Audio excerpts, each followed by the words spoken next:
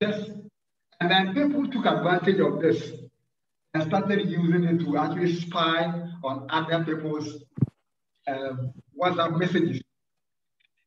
Again, before WhatsApp brought what we call the end-to-end encryption, people were actually doing what we in the middle, and they were using the app to hack into many people's phones. And before WhatsApp came and then patched that particular problem. So technology developers have good intent, but users sometimes use those platforms to abuse anybody that they mean they can actually abuse on them. So what are the issues we want to discuss today? So we are talking about very important issues that you and I should adjust our minds to, right? And what are they?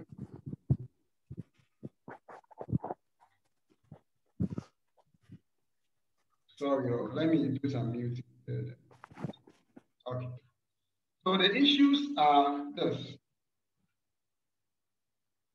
I have actually categorized the risk online for children into what we call the 4 main C's, okay, the 4 C's. And the 4 C's are this. We have what we call the conduct. So when a child goes online, he exposes himself to the risk on the internet by his conduct, okay? Second one is by what we call content.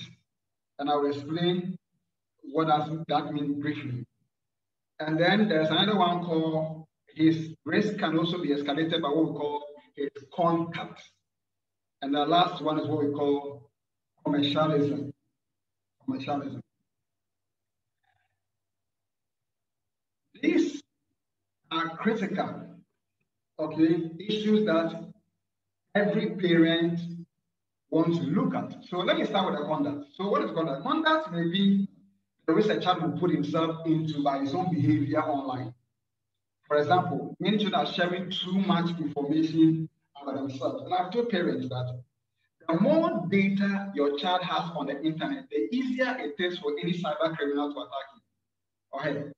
If your child has too much data of himself shared online, then he is vulnerable to any cyber criminal. And when I'm teaching my cybersecurity class on what we call a cyber hacker, there's a topic I handle called reconnaissance.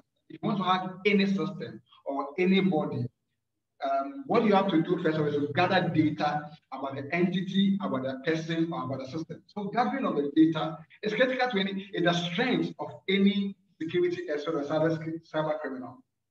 So the more information your child is giving out there, the more vulnerable the child is putting himself out and the family as a whole. That's about conduct. The second one is about content. Content.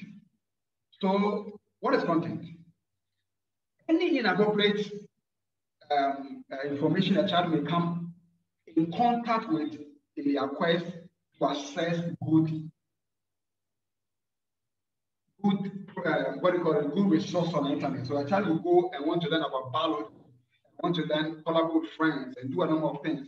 And then as he's doing that, accidentally will stumble upon some content and will sway them. So for example, there's a pop-up that will come and say, have you seen this beautiful girl? And then the child will click and go to a site. The site will say, click on this one, you see somebody's sex video leaked and children will be killed. They will actually be playing on the curiosity of the child and taking them to a very, very funny site. So the content itself can be dangerous to your child. And I'm setting the foundation for us to look at the apps. Now let's look at the third one, which is the contact. What is the contact? The contact are the other human beings that have the same opportunities and the same privileges that is given to your child by the app developer or by the system or the platform. Let's take for example, Facebook is a social media app and gives everybody the same opportunity for you to upload your pictures, connect to your friends, and Facebook will not tell you that because you are can't be on a platform, and because you were a lesbian, you can't be on a platform, and because you were a drug dealer, you can't be on a platform. Any human being who can click the mouse has access to the same platform your children are having. And that's very interesting. So bullies and groomers, people who want to come and recruit children, are all contact potentially your children can be meeting. So the contact is also a very huge risk, and that's what the parent has to look at. Let's look at the next one, which is called the commercialism. Now, every developer develop applications to directly or indirectly actually monetize or make money out of those platforms. Okay, so when it comes to commercialism, what does it mean? Many young people are unaware of the hidden charges, for example, that are embedded in the games and apps they use. Okay, and I wish I can take my time to address this, but this is not the focus of my intervention today. But let me say a bit about it. For example, some people want to play some games, and they play a game to some point, and then the app will tell them that they have to buy some currency somewhere to be able to go to the next level. And at that time, the child is curious and excited to go to the next level. And this alone can be used to have create a lot of problems for many young people who are lovers of games and who are lovers of applications that actually give excitement. All right, let's go to the next one. Now to the meat of my intervention. I've set the tone that the four main areas talk about content, talk about contact, talk about conduct, talk about commercialism. They form the basis on which all risk happen as far as your child protection is concerned. Now, today, I'm actually narrowing our intervention on the apps. And the first, number one app I'm talking about today is what we call the TikTok. If you're a parent or a teen, you will definitely by this time have heard about TikTok. TikTok is not a very old application like Facebook or Instagram. It's about 2 years old. It was bought, another application was bought some years back, and then they couldn't do well, and TikTok bought it in 2018. So we are this company is about 3 years old, less than 3 years old. But as I speak to you today, TikTok has garnished over 2 billion downloads by the end of 2020. That's what this application has done. It has done very well. Today, it's the fastest growing social media platform, okay, for the age demographic between 13 and 24 years. Many young people are going there. But how is this TikTok app? This application was developed in China. It's a free social media app, okay, that is designed for users to create and share short videos. Okay, users are not allowed only to share what they watch, but they can also use other people, okay, and we call the lip sync and dance, but also can create their own content. So young people are creating their own content on this platform. Typically, the videos are recorded in 15 seconds clips, and users can add additional effects before they can share it on those platforms. Users can do what we call live streaming with the videos. There's another part of it called Leave.me, and interact with audiences via chat function. Very exciting application. I will tell some friends that this application brings all the excitement from Instagram and Snapchat and jam them together. That's how powerful it is. So the beautiful part of these two major applications brought together to form the TikTok. It's very, very exciting. If you're even a very old person, you would enjoy it. But it doesn't have any risk. Okay? That's the purpose. Why should parents be worried about this app? While most TikTok videos are harmless, okay?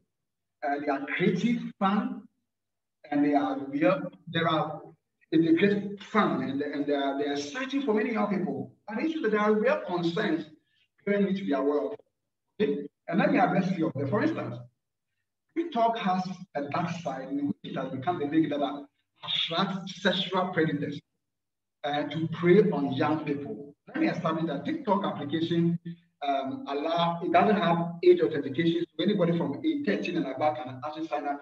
And sometimes from the report I've seen, some people are even below 10, they are signing up to it.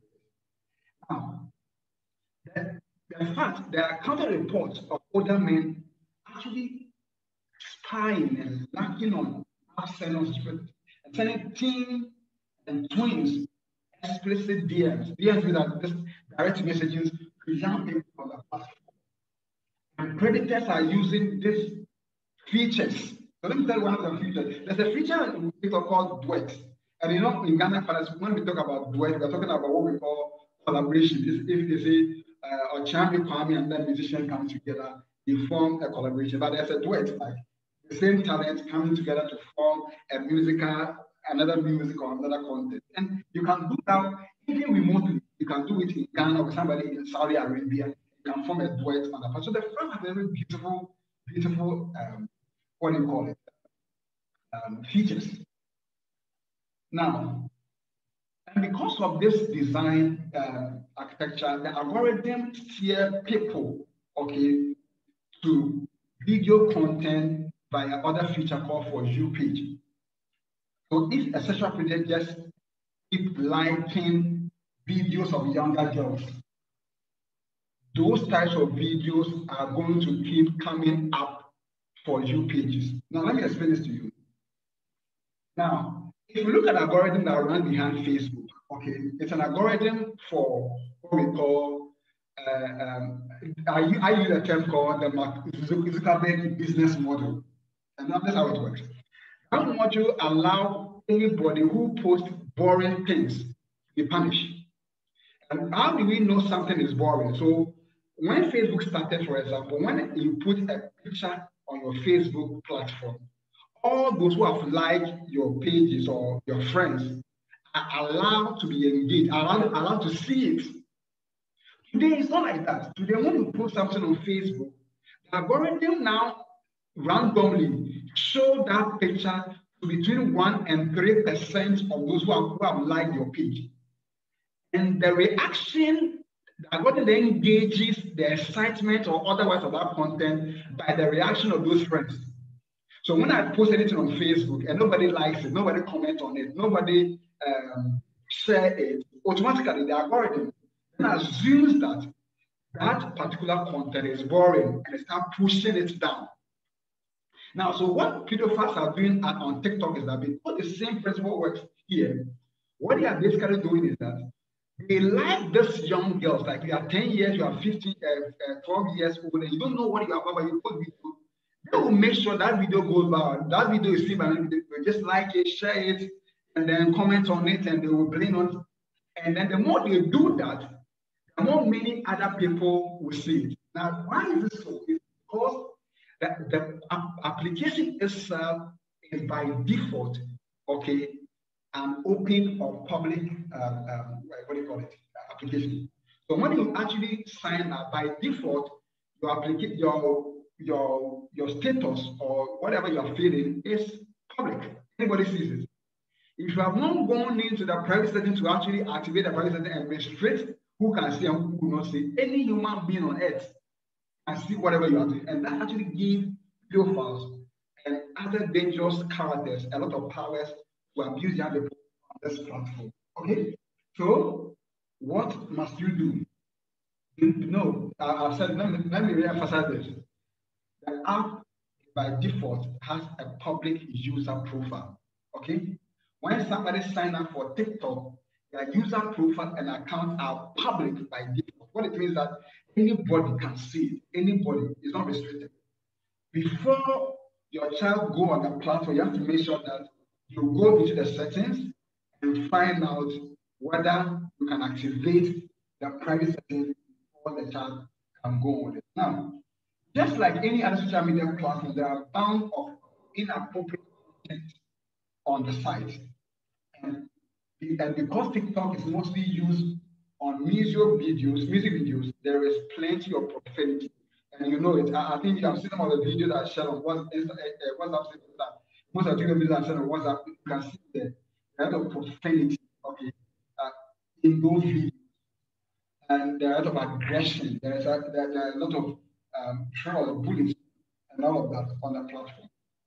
The content itself is too sexualized in terms of dancing. Okay, there are periodic challenges, and we have done a topic on why your child will actually be engaged in what we call social media viral challenge. That's another big topic we talk about another time. Well, we have done part one, some that we. So these are the things that you have to look at. I was talking about the content your children are sharing, but one nothing new to discover that the social media app collect data on its users. You know, every dream they have got data on its users. It's always important that parents remember that this aspect, you remember that the app collect your, so you have to note that and know what kind of information or data will I allow my children to be using. All right, let me come to the final part of TikTok. Now, TikTok is a very good application for entertainment, for collaboration, for everything, a social media app. But a parent will have power to protect his or her kids on this platform. So what do we do as a parent? Let me give you some tips. If we're a teen, if your child is a teen or a twin and is using TikTok, or if you are considering allowing your teen, who is 13 years or 14 years, and they are worried they want to go on the platform, there are some steps you can take to keep them safe while using the app to interact with their friends. Here are some of the suggestions I want to do. One, have an open discussion or dialogue with your kids about the apps. That app called TikTok. I want you to understand this project. You have to have a discussion with them about the dangers. Two, take your time and read through the privacy and security information provided in the app website. There's a website, tiktok.com. Go to the site and read about the information about their privacy and security, just to inform your mind about what to educate your children on. And let's go to the next. Ensure the settings are set to private, because by default, the app profile is public. All right, and all of that. So let's go to the next app, and then we can talk about YouTube. The app number 2 is YouTube. Now we know that YouTube is a place for video sharing and for content, so you can be there and learn. Post video, therefore, so that's a very interesting and good purpose. But I won't waste time here. What should you be worried about as a parent? So it also has a lot of mature content on the platform as well. Some of the comments that are made behind videos are extremely inappropriate and hurtful. And you have a sensitive child, you don't have to burden them with that kind of platform that will hurt them most of the time. Sometimes pedophiles are using that platform to also harvest. And there are very interesting stories I can't share because my time is very limited. Interesting stories about pedophiles that use that platform to educate young minds and groom them out of their own beliefs, out of their own principles in life to something else. And when I'm talking about dark web, maybe next month I will handle that as well. Now, so how do you deal with the YouTube application? So YouTube application, if your child is 18 years, it's proper that you download the app for kids. It doesn't give you 100% privacy and security, but it is better, comparatively better than allowing them to use the mainstream YouTube app or the web application. All right, let's go to House Party. I won't be able to handle other apps, but I'll do a few of them, and we can sign up, and maybe another time we can be interested in this particular topic. We come back to it. So House Party has a purpose. What's the purpose of House Party? House Party is also a video chatting app that's pretty open. It's open. You can have friends communicate with each other, people like them. You know, when it comes to video chat, when it comes to text, that's where many young people are having heaven on earth experience. They will really enjoy it. Okay, so it's one of the apps that many young people are interested in using. So let's come to House Party. So there's no screening of the video because it's a live video, okay? And once there's no screening of those videos, there's a probability that your child will chance upon many inappropriate content. And because the people that you're actually meeting, they are not people that most of the time Or just like they don't have the same faith you have, they don't have the same belief you have, they don't have the same principle you have. You can actually be meeting people that will actually use even your platform for use the platform for a reason that is forward. Another thing that can happen is that the content your child is actually being on the platform can be screenshot and can be shared without his or her consent. Let's go Tinder. Tinder is a dating application, okay, and it's for 18 years plus. Unfortunately, it does not have age appropriate mechanism to assess whether somebody is really 18 or not. And that's the biggest problem all of us are having as parents. If the app is for 18 years or 20 years, it will mean that a child who is 10 years is not protected when they are found on the platform. If Facebook, for example, gives you an application that if you are 13 years, tell us you are 13 years. If you go and say you are 18 years, what it means is that Facebook algorithm then allow things that are rated 18 to hit your account. And as I tell parents that it's not even proper to create an account for your child who is even 30 years. It's not proper for you to use your own email address to create the account. It's very proper to you create a new email address and on that email state the right age of the child, because the technology itself has a way of protecting or limiting things that are age inappropriate to hit your child if they are able to tell them the right age. So don't connect with your child to lie against it. And I've seen parents that their child is 10 years and the child looks big. And they will go to Facebook saying, no, we don't allow you to hear because you're 10. The parents will lie to Facebook that the child is 16 years. When you do those things, you are rather hurting yourself, because ultimately the algorithm will allow anything that is mature to hit the timeline of that child, and subsequently, whenever somebody will pop up in there as part of the contacts. So remember the content, the contact, and the conduct that will be playing out against the child. So as a parent, you have to be very careful. You can't use all your time protecting your children, but you have to be a bit available to protect them. And that's part of it. So what is the problem with Tinder? Tinder actually is linked to Facebook, although it's 17-year-old plus. It says dating application. Because it's linked to Facebook, the app is able to accept every registration from Facebook. And Facebook age limitation is 13. That's the worrying part. So if although Tinder is 17-year-old rated, if your child is 13 is on Facebook, you can still have access to the platform and then be comfortable there. Okay?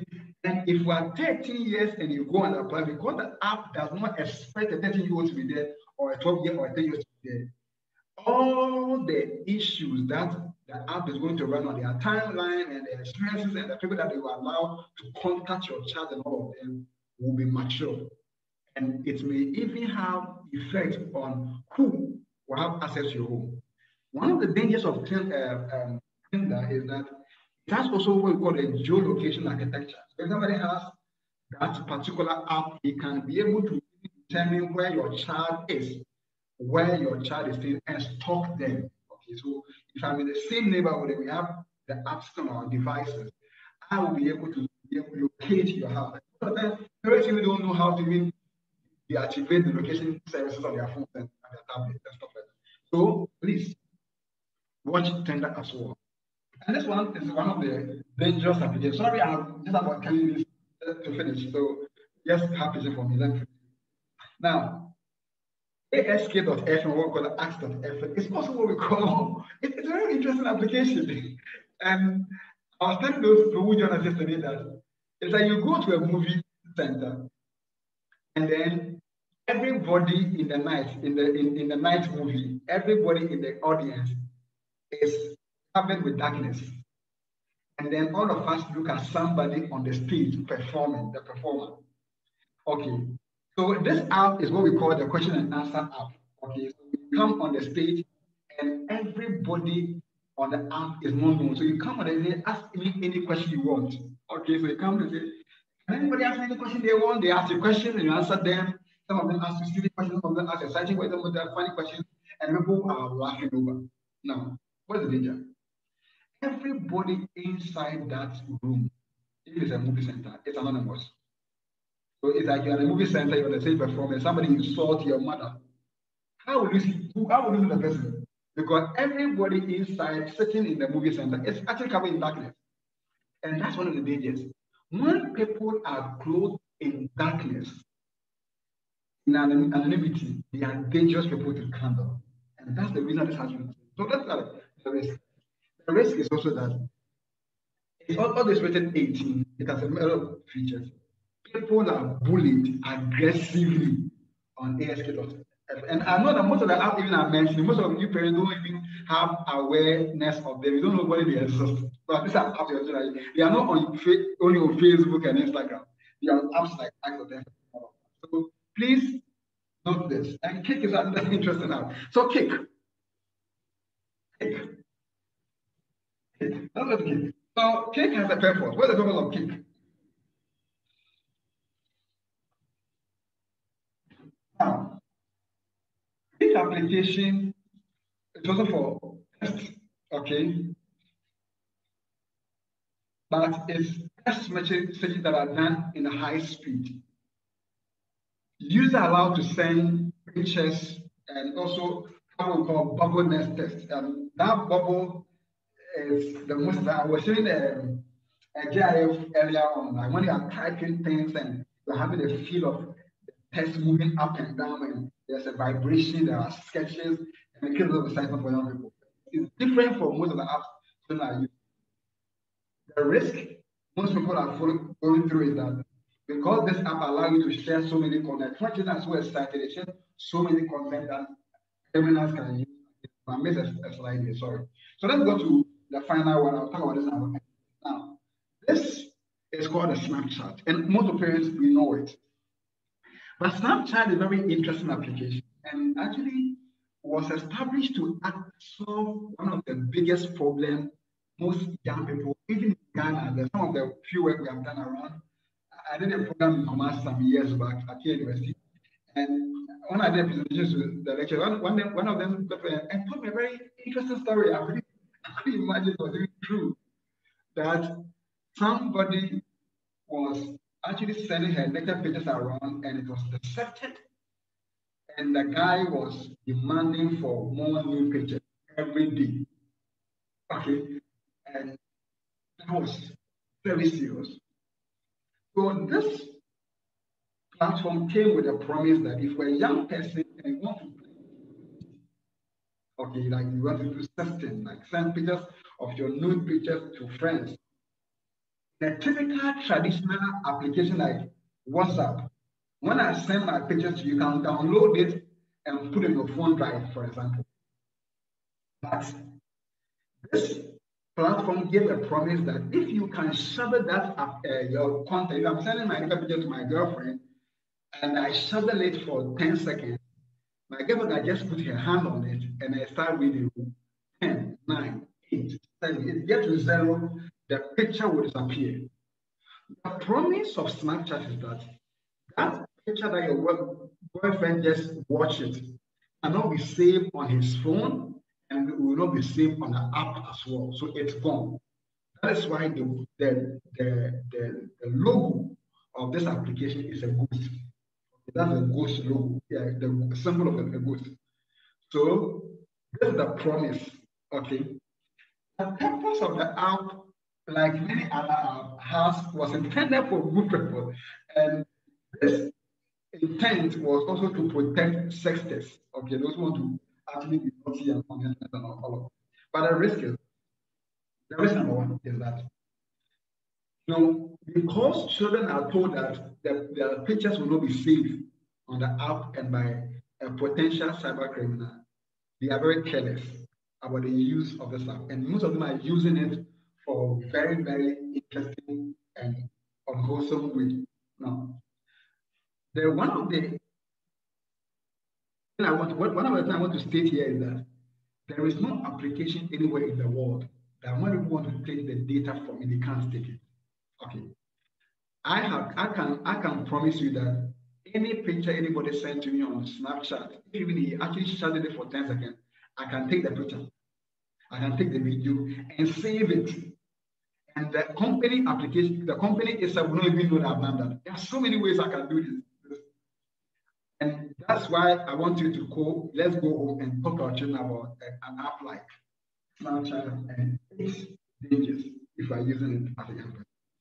I wish I could talk about Whisper. Let's talk about Whisper. Forgive me, let's talk about Whisper. It's one of the things that I really can't avoid talking about. Let's talk about it briefly. So Whisper is also another app that is an app for confession.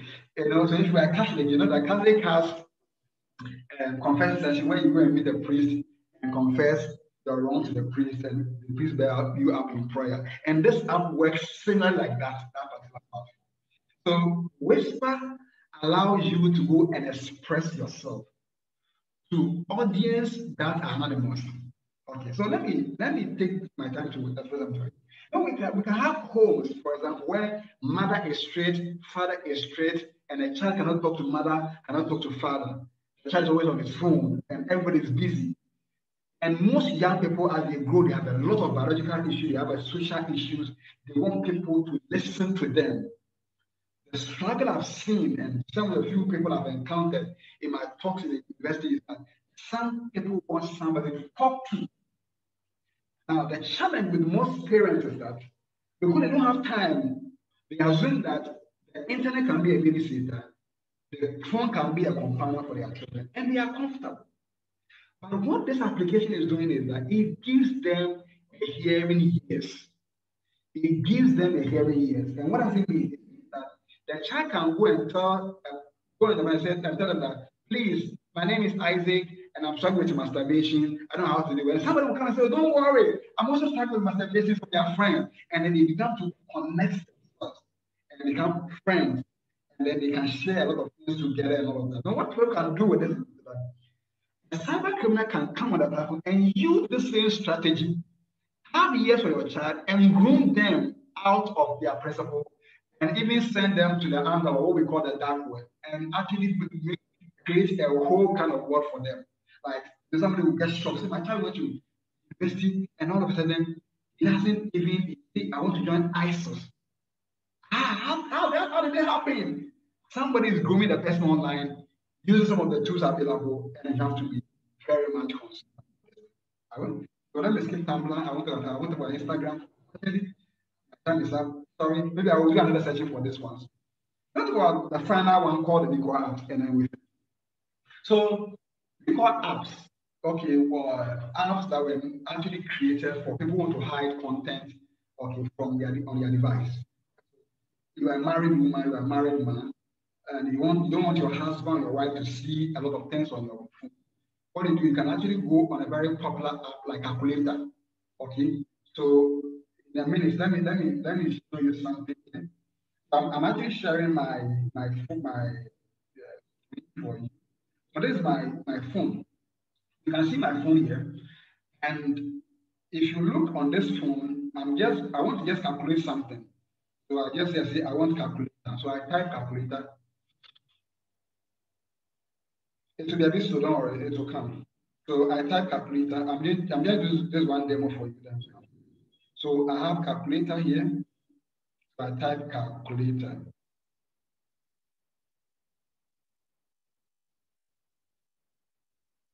Now, when I type the calculator, you see that on my screen you have two calculators that appeared. One is black with a blue, and then there's another calculator that's by the side. Now, if we look at these two calculators, even I have three calculators. The two of them are not calculators. Those with the black and blue, and the one with the black and another pinkish color, they are not actual calculator. But I can still use it. So I can just take this calculator and open it, the first one, and I have a calculator. Okay, so this calculator, I can just say 5 times 5, and it gives me an answer. So I can do anything calculator does. But the truth of the matter is that this particular app is not a calculator. It's called a Evico app. It's an app I'm using to hide other applications. I'm using to hide things that I don't want anybody to see. So if I just type my password, I use a password to form this one. I type a password, maybe 1980. That's my password. And then I type 1980 is my password. So I type 1980, and then I go and tap equal to. The app changes something else. It's not calculated again. Okay. Now, what's happening is that behind this, I have saved everything I don't want anybody to see. It's an app, it's a video, it's a picture I don't want anybody to see. It's behind this calculator. So when you take my phone, I can give my phone to you. There's no password on it. And then you can just be playing with it and then be seeing all the things on my phone. But there's a very popular app that's maybe a music app or a calculator or any app that has all the things I don't want you to see embedded under it. And most young people are using these applications a lot on their phones, or the equal apps. We call it the secret application. So if you look on your screen, see everything there like normal, and there's no password on their phone, they're not hiding anything from you. But the app that you see as calculator that is normal calculator they're using. Because if I see a calculator on my chart, so what is a big deal? There's no problem. But under the calculator, there may be a lot of content that are dangerous. There may be an app like Kick, there may be an app like Whisper, there may be an app like whatever under those platforms. And that's one of the things I wanted to look at on your child device. Just be engaging. It's important. The name, another name for it is called what we call a good app. Sorry, my time is up. My time is up. let me see what I can do. Let me see. What do you do as a parent? I mentioned a few of them. As a parent, one of the things you have to start having a conversation with your children about the risk of the internet, and that's what I don't see many parents doing. Many parents even don't play the game their children are playing the platform with them, and it's dangerous. Be your child's friend. I'm saying that the children are spending more than 50% on the average of their time on the internet. You can't afford to have a discussion around their experience and what they go through on the platform. And on that note, I want to say thank you for your audience, and let's have some questions if you have them. So, Doc is on the platform, so you will be assisting me to answer the questions. If you have a question, please use the chance for you to do that. Thank you. Thank you very much, very, very much. That was great. Thank you, Doc. All right. So, any questions from anybody? Thank you so much. I appreciate it. Okay. So, if you have a question, let's have it and let's discuss the question briefly before we start.